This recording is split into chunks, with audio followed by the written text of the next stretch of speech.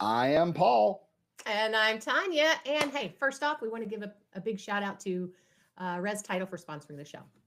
But Awesome. But first, Merry Christmas! Woo! It's Christmas in April. Today, we either get a new car or we get new underwear. We'll see which one we get because we get the new SOP 5010 8. 8. 8.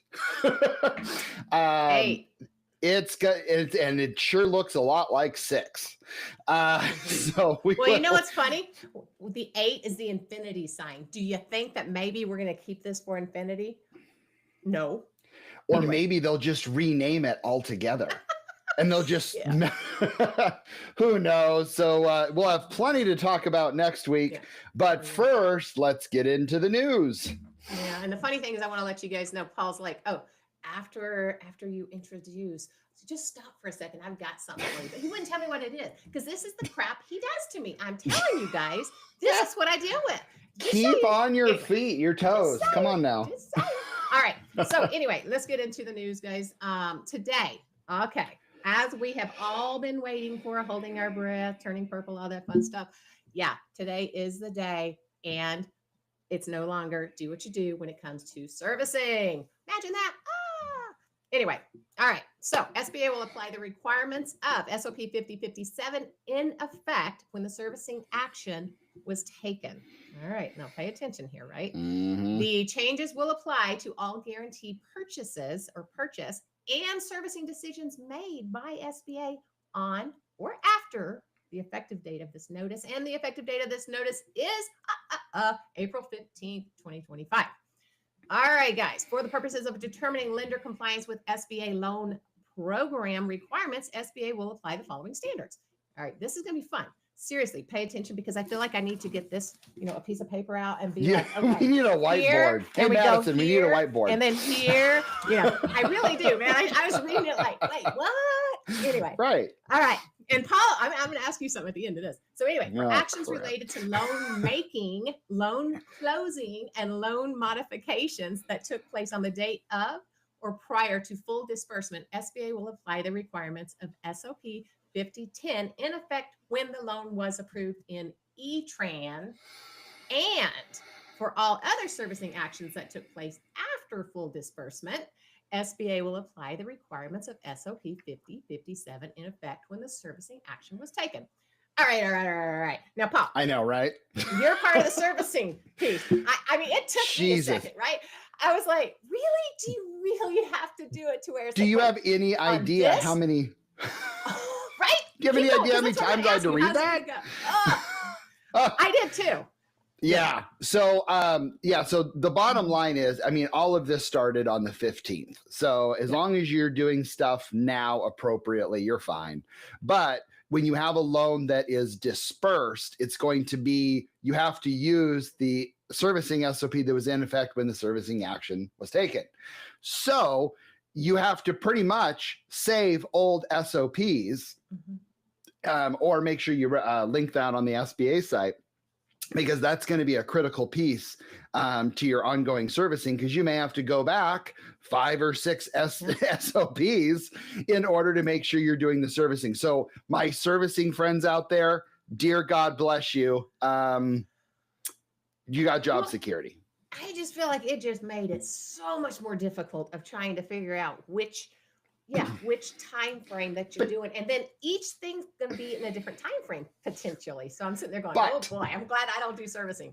But here's the deal. This is what it was before. This was back in the 6 when things were complicated. If you think this is complicated, wait until about a half an hour from now.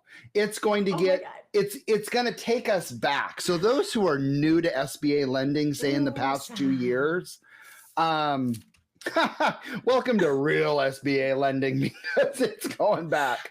I'm gonna put my meditation space in the back here, and y'all are just gonna see me on here, and I'm just gonna be like, oh.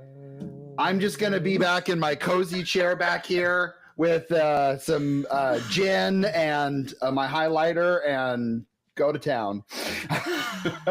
Yeah. There you So, go. All right. And so other things that were on there too. So they were talking about if there was an early default on the loan, documentation verifying that any equity injection required by the loan authorization, E-Trans, terms and conditions, or other loan documents was made, that it comes from a source consistent with the 10 effect when that loan was made. So the bottom line is equity verification is back, is what that is saying. And so that is a very important thing. Now, also one thing I want just to give a preview is it says E-Tran terms and condition. Notice it did not say E-Tran authorization. So the authorization is not back. And I think that's a good thing. It actually sounds a bit easier. Well, who knows? We'll see. That one piece. It does. But again, I think there's a lot of lenders out there that didn't put everything in the 7 into effect in their departments.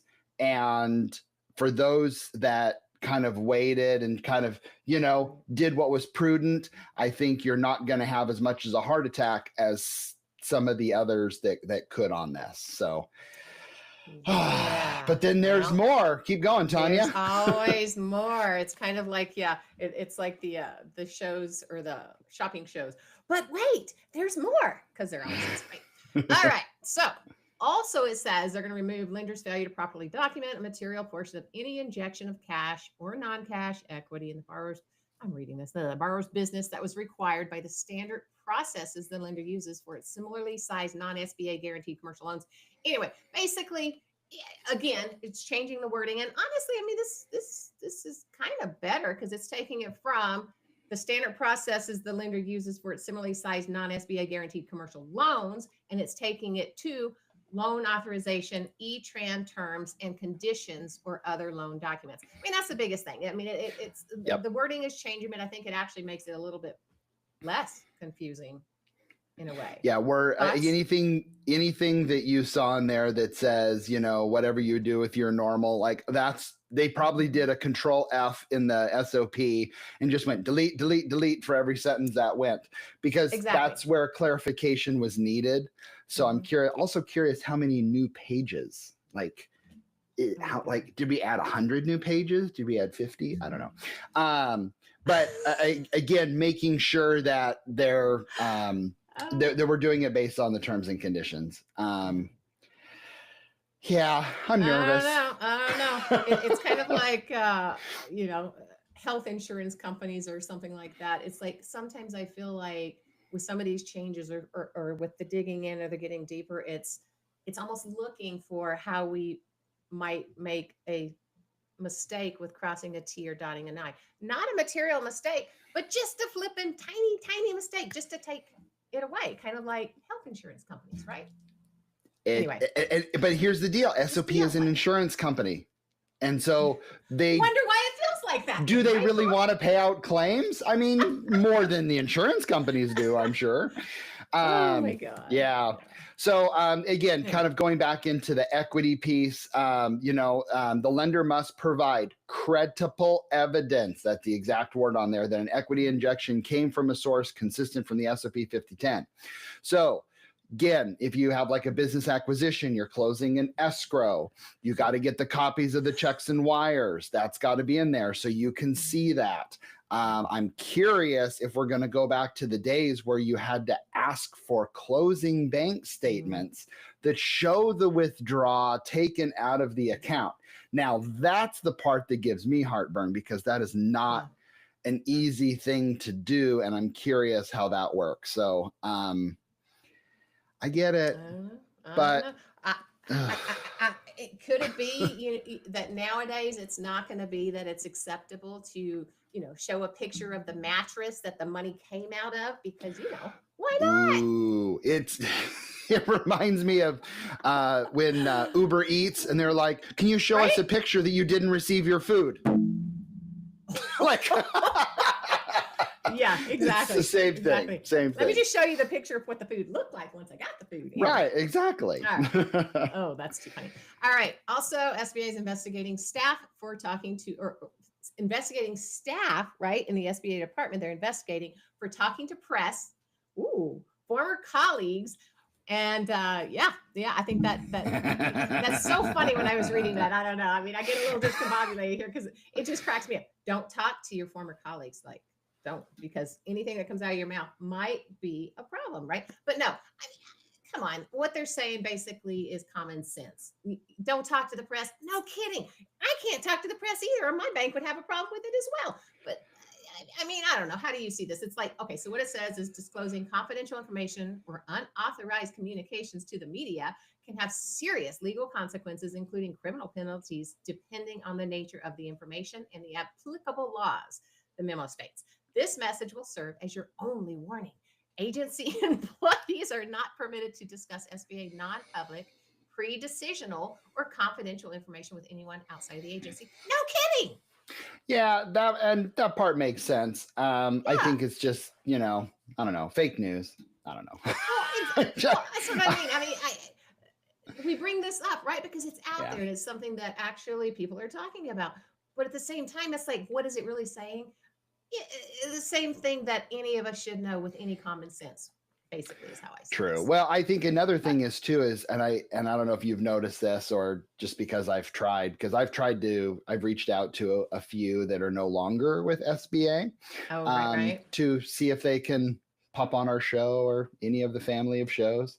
Not getting a whole lot of response. So I don't know if that's if they had to sign a be quiet order or I don't know, but and plus, I mean, some of them were pretty high up, so I mean, they're not going to have a whole lot to say, and I probably wouldn't either. I was just thinking to say, Paul, think about it. What would I do? Because you don't know what's fixing to happen. I mean, hey, they might be rehired and put right back on.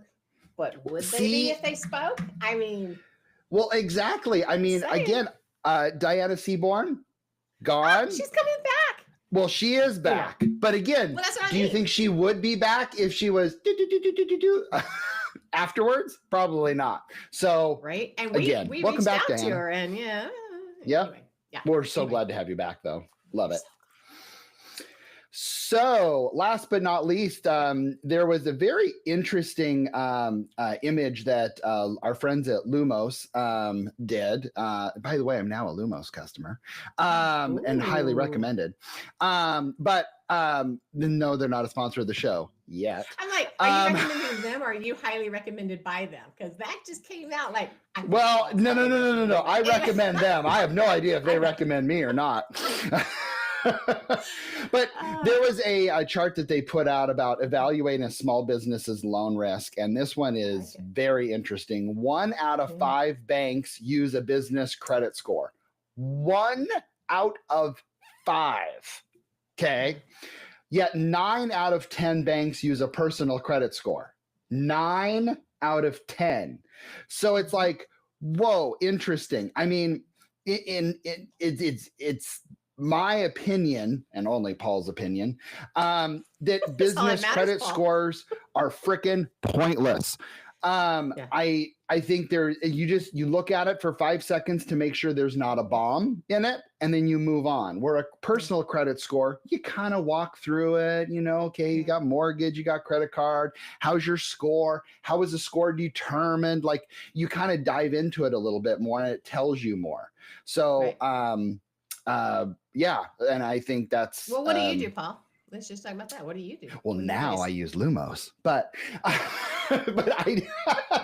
thank you, Tanya. You set that up wonderfully. But anyway, we use, of course, business credit reports. But